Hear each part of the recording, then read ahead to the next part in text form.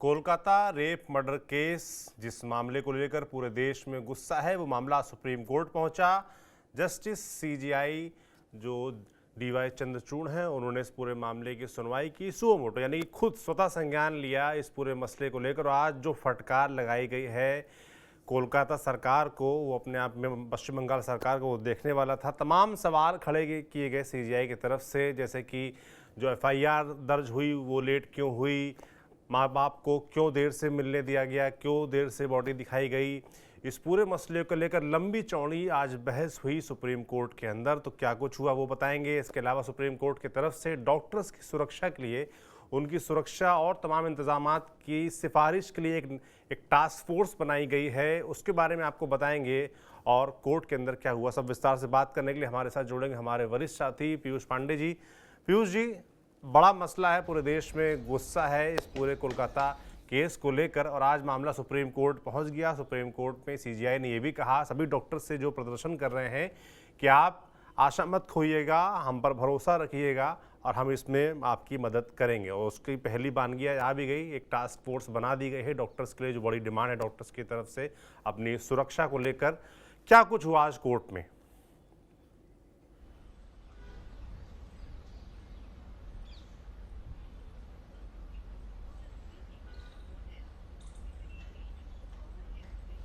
सौरभ, देखिए, CJI D Y Chandrachud की अध्यक्षता वाली जो 3 सदस्यीय पीठ थी, उसने सबसे पहले बैठते ही ये स्पष्ट किया कि आखिर उनकी ओर से इस मामले में स्वतः संज्ञान क्यों लिया गया। दरअसल उनका कहना ये था कि देश भर में इस मसले को लेकर के प्रदर्शन हो रहे हैं, और सबसे अहम बात यह है कि डॉक्टर्स जो स्वास्थ्य सेवाएं देते हैं और इसके अलावा नर्सेज जो स्वास्थ्य सेवाएं देती हैं और पैरामेडिकल स्टाफ, इसमें से खास तौर पर जो फीमेल कर्मचारी हैं या डॉक्टर्स हैं, उन पर सबसे ज्यादा खतरा है और इसकी सुरक्षा बहुत जरूरी है। और सुरक्षा के मद्देनजर उनकी ओर से ये स्वतः संज्ञान लिया गया है, क्योंकि देश भर में आए दिन ऐसी घटनाएं होती रहती हैं। कभी मरीज के तीमारदार डॉक्टर्स के पर हिंसात्मक हो जाते हैं, कभी कोई घटना हो जाती है उनके खिलाफ, कभी अन्य कोई बात। तो ऐसी तमाम स्थितियां और उनको जो सुविधाओं की कमी है, अब जो सरकारी अस्पताल हैं वहाँ टॉयलेट्स नहीं है डॉक्टर्स के लिए अच्छे, और इसके अलावा अन्य सुविधाएं नहीं हैं। जो सरकारी अस्पताल होते हैं वहाँ पर कोई भी चेकिंग का कि कौन व्यक्ति क्या असलहा लेकर के आ रहा है या फिर कौन सा वेपन लेकर के आ रहा है, इसके बारे में कोई भी चिंता किसी को नहीं रहती है। और कई बार ऐसी घटना हो जाती है कि उसमें डॉक्टर्स पर हमला हो जाता है और ऐसी स्थितियां सामने आती हैं। तो इन सब पहलुओं को उजागर करते हुए सुप्रीम कोर्ट ने ये चिंता जताई कि इस मामले में जो डॉक्टर्स हैं, पैरामेडिकल स्टाफ है और नर्सेज हैं, उनका सुरक्षा जरूरी है। और ऐसी स्थिति में ये जरूरी है कि इस मामले में सुप्रीम कोर्ट हस्तक्षेप करे, और यही वजह है कि उन्होंने हस्तक्षेप किया। और इसके साथ ही सुप्रीम कोर्ट ने यह स्पष्ट कर दिया कि वो इस मामले में एक नेशनल टास्क फोर्स बना रहे हैं। नेशनल टास्क फोर्स में 9 सदस्य हैं, और इसके अलावा 10वां जो सदस्य है वो एक्स ऑफिशियो मेंबर्स हैं, जो मंत्रालय के अधिकारी होंगे, जैसे गृह मंत्रालय के, स्वास्थ्य मंत्रालय के। तो ये अधिकारी उसमें शामिल रहेंगे 10वें मेंबर के तौर पे। तो ये 10 सदस्यीय जो समिति है, ये अब उन पहलुओं पर विचार करेगी जो सुप्रीम कोर्ट की ओर से 13 सूत्र दिए गए हैं उनको। और इन 13 सूत्रों में सुरक्षा, सुविधा और जो हिंसात्मक गतिविधियां होती हैं वो, इन सब पहलुओं को सुप्रीम कोर्ट ने 13 सूत्रों में पिरोते हुए समिति के समक्ष भेजा है। जो नेशनल टास्क फोर्स है वो इनिशियल जो रिपोर्ट देगी वो 3 हफ्ते में देगी, और उसके अलावा 2 माह में वो अपनी फाइनल रिपोर्ट देगी। तो एक तो ये ब्रॉडर प्रॉस्पेक्ट हो गया सुप्रीम कोर्ट की सुनवाई का और स्वतः संज्ञान लेने का। मसला ये था कि जब ये घटना हुई और उसके बाद से लगातार मीडिया में जो खबरें आ रही थी, सोशल मीडिया पर जो खबरें आ रही थी, तो उसमें कहीं ना कहीं जो क्रिमिनल ट्रायल होता है और उसके जो नियम हैं उनका माहौल उड़ाया जा रहा था। क्योंकि कोई भी रेप पीड़िता है, उसका फोटो या उसका नाम सार्वजनिक नहीं किया जा सकता, उसकी पहचान नहीं सार्वजनिक की जा सकती। तो आसानी से सभी लोगों ने उसकी पहचान उजागर कर दी और ये एक बहुत ही बड़ा फ्लॉ है, क्रिमिनल प्रोसीजर में एक तरह का उल्लंघन है। और इसके अलावा जो पोस्टमार्टम रिपोर्ट थी वो दिखा दी गई और कई ऐसे जो इम्पोर्टेंट एविडेंसेस हैं जिनको ये माना जाता है कि अगर आप उनको सार्वजनिक कर देंगे तो वो एविडेंस ब्रीच होगा, तो वो दिखा दिया गया और उस पर सुप्रीम कोर्ट ने कड़ी नाराजगी भी जताई। उम्मीद है कि अगली सुनवाई में इस मामले पर सुप्रीम कोर्ट और आगे कदम आगे बढ़ाएगा। फिलहाल सुप्रीम कोर्ट ने इस मामले में डॉक्टरों, पैरामेडिकल स्टाफ, नर्सेस, इन सब की सुरक्षा की चिंता के मद्देनजर और सुविधाओं के मद्देनजर ये 10 सदस्यीय समिति गठित कर दी और इस समिति के समक्ष जो 13 सूत्र हैं वो भेज दिए हैं, जिन पर अब वो 3 हफ्ते में इनिशियल रिपोर्ट दाखिल करेंगे और 2 माह में पूरी रिपोर्ट अपनी सुप्रीम कोर्ट के समक्ष रखेंगे। इसके बाद सुप्रीम कोर्ट उस पर आदेश जारी करेगा। चूंकि सुप्रीम कोर्ट ने बहुत सारे आदेश अपने पूर्व के आदेशों में दे रखे हैं डॉक्टरों की सुरक्षा के मामले में, अरुणा शानबाग वाला मामला था, निपुण सहगल वाला मामला था, इसके अलावा कई ऐसे मामले हैं, निपुण सक्सेना वाला मामला था, कई ऐसे मामले हैं जो सुप्रीम कोर्ट ने आज अपने आदेश में लिखवाए भी।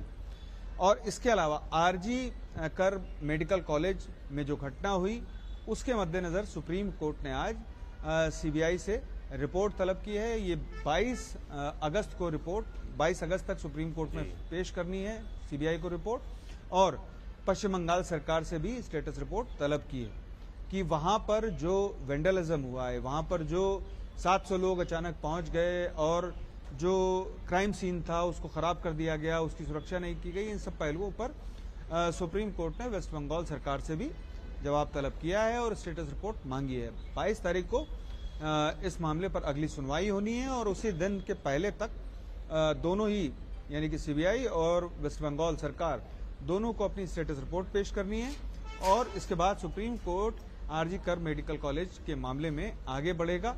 वहां पर जो रेप और हत्या की घटना हुई, बर्बर घटना हुई, उसको लेकर के सुप्रीम कोर्ट ने आज गंभीर चिंता भी जताई और अब जो रुख होगा सुप्रीम कोर्ट का वो सीबीआई और पश्चिम बंगाल सरकार की ओर से जो स्टेटस रिपोर्ट पेश की जाएगी उसके आधार पर आगे बढ़ेगा। जी सौरभ। बिल्कुल, तो ये देखा गया साफ तौर पर सीजीआई चंद्रचूड़ का एक वीडियो भी वायरल हो रहा है जिसमें वो कपिल सिब्बल से जवाब तलब कर रहे हैं, जवाब मांग रहे हैं, तमाम चीज़ सवाल पूछ रहे हैं और वो तमाम सवाल खड़े कर रहे हैं कि क्यों देरी की गई एफआईआर कराने में। उन्होंने जो कॉलेज के मेडिकल कॉलेज के प्रिंसिपल हैं उनकी दूसरी नियुक्ति और उनके जो पूरा रोल है उसके ऊपर सवाल खड़े किए।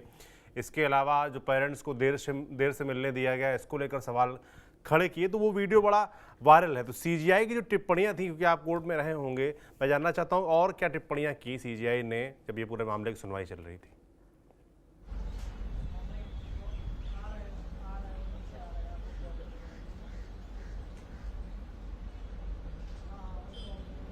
देखिए, सुप्रीम कोर्ट ने जैसे ही सुनवाई शुरू हुई उसके कुछ देर बाद अपना जो सबमिशन था, कारण था ये बताने का कि स्वतः संज्ञान उन्होंने क्यों लिया और उसके बाद सीजीआई ने सीधे तौर पर कपिल सिब्बल जो पेश हुए थे पश्चिम बंगाल सरकार के लिए उनसे सवाल पूछना शुरू कर दिया। उन पर सवाल जैसे ही दागे तो उसके बाद कपिल सिब्बल ने भी अपना जो पक्ष था वो रखना शुरू किया।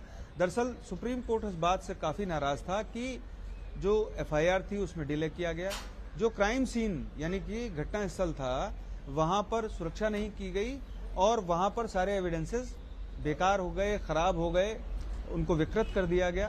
तो इसको लेकर के सुप्रीम कोर्ट खासा नाराज था और साफ तौर पर सुप्रीम कोर्ट ये कहना चाहता था कि आखिर राज्य सरकार इतनी लापरवाह कैसे हो सकती है। लेकिन कपिल सिब्बल लगातार ये कह रहे थे कि मीडिया में और सोशल मीडिया में जो बहुत सारी चीजें आ रही हैं वो सही नहीं है और उनकी ओर से इस मामले पर स्पष्टता जाहिर की जाएगी और यही वजह है कि सुप्रीम कोर्ट ने इस मामले में स्पेसिफिकली वेस्ट बंगाल सरकार को भी अपना पक्ष रखने को बोला है। वो स्टेटस रिपोर्ट फाइल करेंगे और उसके बाद ये संभावना बनती है कि सुप्रीम कोर्ट को अगर लूप होल मिलता है तो सुप्रीम कोर्ट पश्चिम बंगाल सरकार को सख्त नाराजगी जताएगा और ये स्पष्ट कर देगा कि आखिर आपने जो स्टेट में मशीनरी होती है जो लोगों की सुरक्षा करने के लिए होती है वो पूरी तरह से फेल रही। ये संभावना बनती है। अब देखना ये होगा कि पश्चिम बंगाल सरकार की ओर से स्टेटस रिपोर्ट में किस तरह से पक्ष रखा जाता है, क्योंकि आज जो पक्ष और दलील कपिल सिब्बल की ओर से पेश की गई उसमें स्पष्टता नहीं थी। वो आमतौर पर यही जवाब लगातार दे रहे थे कि ये सही नहीं है, ये सही नहीं है, ये गलत है, ये चला गलत मीडिया में। और इवन की जो सीबीआई की तरफ से सॉलिसिटर जनरल पेश हुए थे, उनकी ओर से जो कई दलीलें दी जा रही थी उस पर भी कपिल सिब्बल ने आपत्तियां जताई, लेकिन कोर्ट ने उन्हें मौका दिया है स्टेटस रिपोर्ट पेश करने का। तो जाहिर है कि आज जो सवाल जवाब इनिशियली होने थे वो सीजीआई ने किए, और उसकी नाराजगी, उसके पीछे की नाराजगी ये थी कि उन्हें क्रिमिनल जो प्रोसीजर है उसकी समझ है, और यही वजह है कि सीजीआई लगातार हर एक पहलू पर सवाल पूछ रहे थे। उसमें देरी का कारण पूछ रहे थे, क्राइम सीन कैसे खराब हो गया, बॉडी आखिर देर में क्यों दी गई, एफआईआर क्यों देर में दर्ज की गई, ये सारे सवाल उनकी तरफ से किए गए थे। और कपिल सिब्बल लगातार सफाई यही दे रहे थे कि नहीं, ऐसा नहीं हुआ, और उन्होंने कहीं भी स्पष्ट कोई जवाब नहीं दिया आज। तो कुल मिलाकर के अब इस मामले पर सुप्रीम कोर्ट जब वेस्ट बंगाल सरकार की ओर से स्टेटस रिपोर्ट को देख लेगा, उसके बाद इस मामले पर संकट के बादल वेस्ट बंगाल सरकार पर छा सकते हैं, और सुप्रीम कोर्ट इस मामले में आला अधिकारियों को भी तलब कर सकता है, क्योंकि जो हीला हवाली इस मामले में की गई वो बड़े स्पष्ट तौर पर दिखाई देती है। हालांकि देखना ये होगा कि आधिकारिक तौर पर वेस्ट बंगाल सरकार सुप्रीम कोर्ट से क्या कहती है, क्योंकि जो सोशल मीडिया या मीडिया में बातें सामने आई उनको एक तरह से एडमिसेबल एविडेंस नहीं माना जा सकता, या ये नहीं माना जा सकता कि वो वेस्ट बंगाल सरकार ने स्वीकार कर लिया। तो ऐसी स्थिति में वेस्ट बंगाल सरकार जो अपना पक्ष रखेगी उसमें जो लूप होल्स होंगे उसके बेसिस पर सुप्रीम कोर्ट इस मामले में अपनी जो आगे कार्रवाई है वो शुरू करेगा। तो अब इस मामले पर जो आरजी कर मेडिकल कॉलेज की जो घटना है, जो रेप एंड मर्डर केस है, उसमें जो सुप्रीम कोर्ट का हस्तक्षेप है वो सीबीआई और वेस्ट बंगाल सरकार की जो स्टेटस रिपोर्ट है वो दाखिल होने के बाद स्पष्ट होगा, और उसकी भूमिका ये रहेगी कि जो पीड़ित हैं उनको न्याय मिले और ऐसी घटना दोबारा ना हो। जी सौरभ। बिल्कुल, बहुत धन्यवाद पीयूष जी तमाम जानकारियों के लिए। सुप्रीम कोर्ट साफ तौर पर इस पूरे मसले पर नाराज है, सख्त रवैया अपना रहा है, लगातार जवाब मांगे जा रहे हैं, जो तमाम सवाल उठ रहे हैं उन पर पश्चिम बंगाल सरकार से जवाब मांगा गया है, और साथ ही सीबीआई से स्टेटस रिपोर्ट मांगी गई है। और इस पूरे मसले को लेकर 22 अगस्त को अब सुनवाई होगी, जिसमें फिर से सीजीआई चंद्रचूड़ के नेतृत्व में ये बेंच बैठेगी और जो कोलकाता रेप मर्डर केस है उसको लेकर सुनवाई होगी। इसके अलावा डॉक्टर्स की जो चिंताएं थी अपनी सुरक्षा को लेकर, उसको भी देखते हुए सुप्रीम कोर्ट ने बड़ा फैसला दिया है। एक नेशनल टास्क फोर्स बनाई है जो कि इस तरह की चिंताएं करेगी डॉक्टर्स को लेकर, ताकि वो अपने वर्क प्लेस में सुरक्षित रह सकें। इस पूरे मामले पर लगातार हमारी नज़र बनी हुई है, जो भी अपडेट आता है आप तक हम ज़रूर पहुँचाएंगे। आप देखते रहिए TV9 डिजिटल। शुक्रिया।